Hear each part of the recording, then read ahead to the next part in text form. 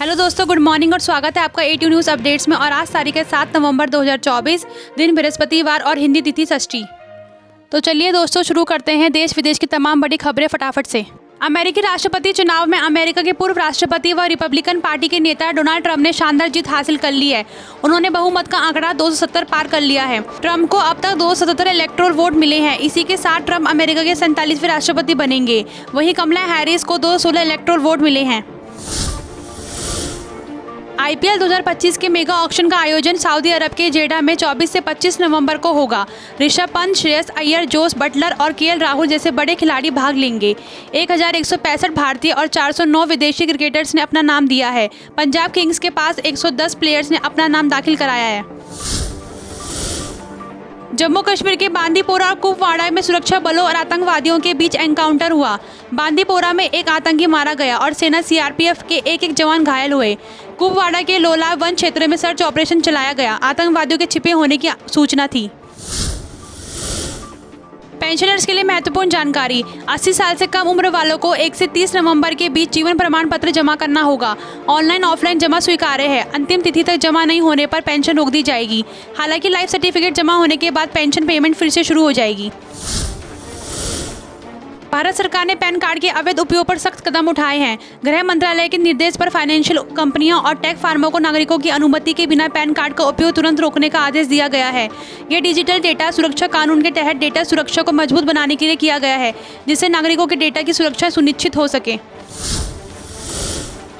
प्रधानमंत्री नरेंद्र मोदी ने Donald Trump को उनकी ऐतिहासिक चुनावी जीत पर बधाई दी। मोदी ने ट्रंप को अपने मित्र बताते हुए कहा कि वे उनके पिछले कार्यकाल की सफलताओं को आगे बढ़ाने की उम्मीद करते हैं और भारत अमेरिका साझेदारी को मजबूत करने के लिए तैयार हैं।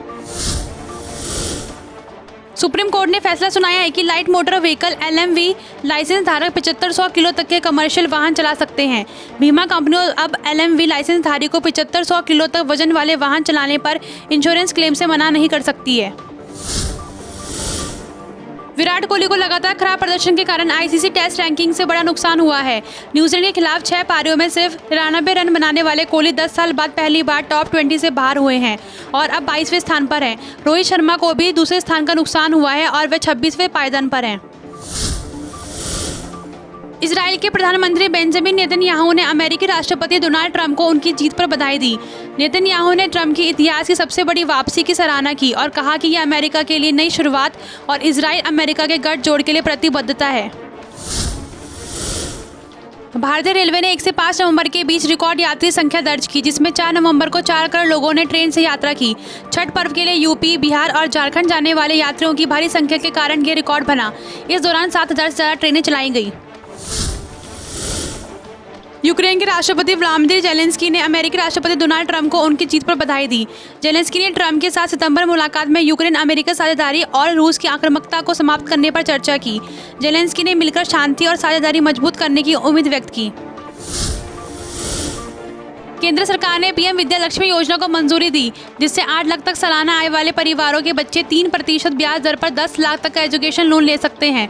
सरकार 7.5 लाख तक के लोन पर 75% क्रेडिट गारंटी देगी। उत्तराखंड के मुख्यमंत्री पुष्कर सिंह धामी ने घोषणा की है कि सीमांत जनपद उत्तरकाशी में सभी सरकारी योजनाएं लागू की जाएंगी।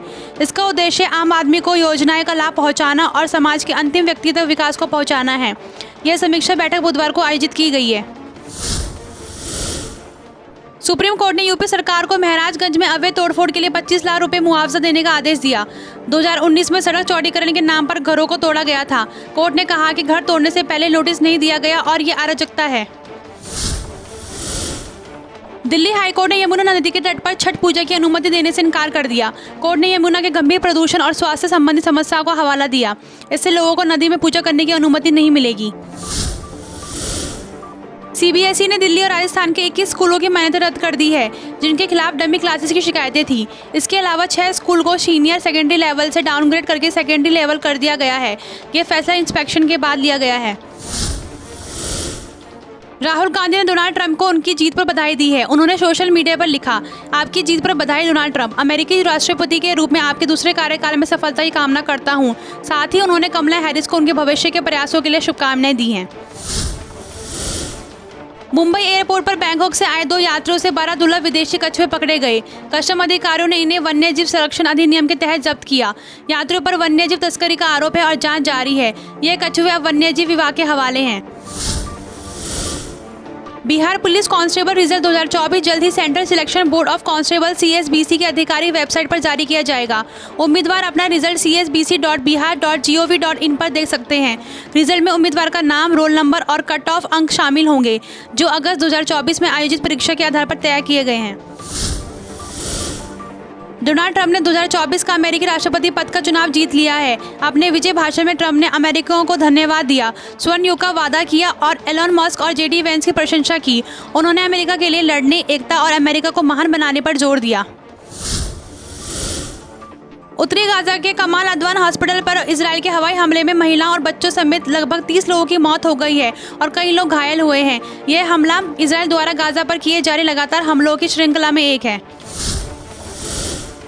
भारतीय शेयर बाजार में अमेरिकी राष्ट्रपति चुनाव के नतीजों के बीच तूफानी तेजी देखी गई। सेंसेक्स 901 अंक उछलकर 80,378 पर और निफ्टी 270 अंक चढ़कर 24,484 पर बंद हुआ। सेंसेक्स के 26 और निफ्टी के 41 शेयर हरे निशान में रहे।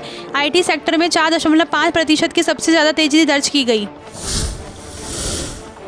वारे एनर्जीज का शेयर हाल में शेयर बाजार में लिस्ट हुआ और तेजी से बढ़ रहा है। इसका इशू प्राइस 1503 रुपये था, लेकिन लिस्टिंग पर 55% प्रीमियम पर 2500 रुपये पर खुला।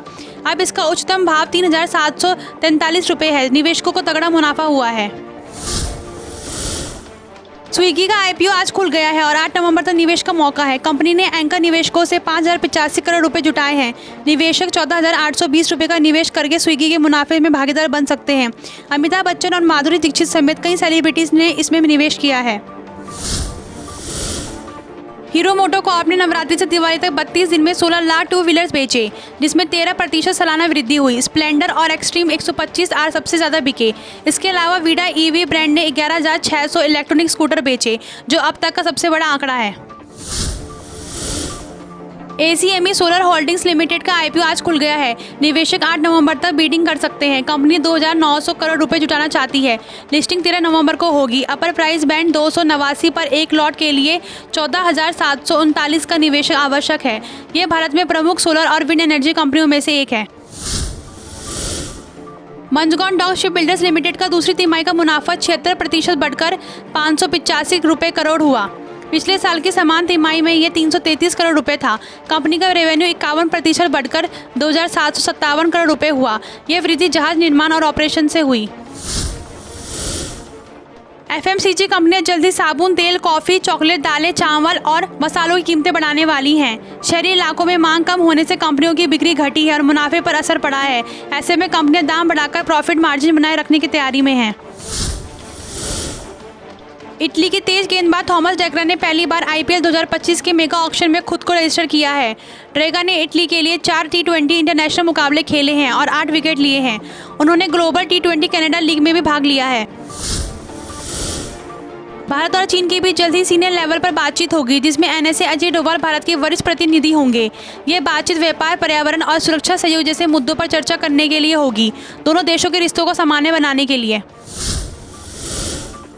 IPL 2025 के मेगा ऑक्शन में कई भारतीय खिलाड़ियों ने अपना बेस प्राइस 2 करोड़ रुपए रखा है। इनमें KL राहुल, ऋषभ पंत, हार्दिक पांड्या, श्रेयस अय्यर, हर्षदीप सिंह, मोहम्मद सिराज, भुवनेश्वर कुमार और दीपक चहर जैसे बड़े नाम शामिल हैं। कुल 20 भारतीय खिलाड़ियों ने 2 करोड़ का बेस प्राइस चुना है। जम्मू कश्मीर विधानसभा में आर्टिकल 370 पर हंगामा हुआ। नेशनल कॉन्फ्रेंस ने विशेष दर्जा वापस देने का प्रस्ताव पेश किया, जिसका बीजेपी विधायकों ने विरोध किया। बीजेपी ने प्रस्ताव की कॉपी फाड़ दी और हंगामा मच गया। मुख्यमंत्री उमन ने कहा कि इस प्रस्ताव की अब कोई महत्व नहीं है। हरियाणा विद्यालय शिक्षा बोर्ड ने NMSSS परीक्षा 2024 के लिए प्रवेश पत्र जारी किया है। पंजीकृत छात्र बोर्ड की वेबसाइट bscs.organisation.in या scert.haryana.gov.in से अपना एडमिट कार्ड डाउनलोड कर सकते हैं। छात्र अपना रोल नंबर और अन्य विवरण दर्ज करके प्रवेश पत्र प्राप्त कर सकते हैं। मध्य प्रदेश के इंदौर से दक्षिण भारत के दर्शनीय स्थलों के लिए भारत गौरव ट्रेन शुरू होगी। यह ट्रेन यात्रियों को दक्षिण के धार्मिक और ऐतिहासिक स्थलों का भ्रमण कराएगी। इससे विशेष सुविधाएं होंगी, जिससे आरामदायक यात्रा, भोजन और आवास पर्यटन को बढ़ावा देने के लिए यह पहल की गई है। गुजरात के आनंद में Ahmedabad Mumbai bullet train project की साइट पर भीषण हादसा हुआ। निर्माणाधीन पुल ढह गया, 3 मजदूरों की मौत हुई, कई अन्य फंसे हुए हैं। रेस्क्यू ऑपरेशन जारी है। हादसा वासद नदी के पास हुआ, जांच के आदेश दिए गए हैं। भारतीय रेलवे दिसंबर तक नया सुपर ऐप लॉन्च करेगा, जिसमें यात्री टिकट बुकिंग, खाना डिलीवरी और ट्रेन स्टेटस चेक कर सकेंगे।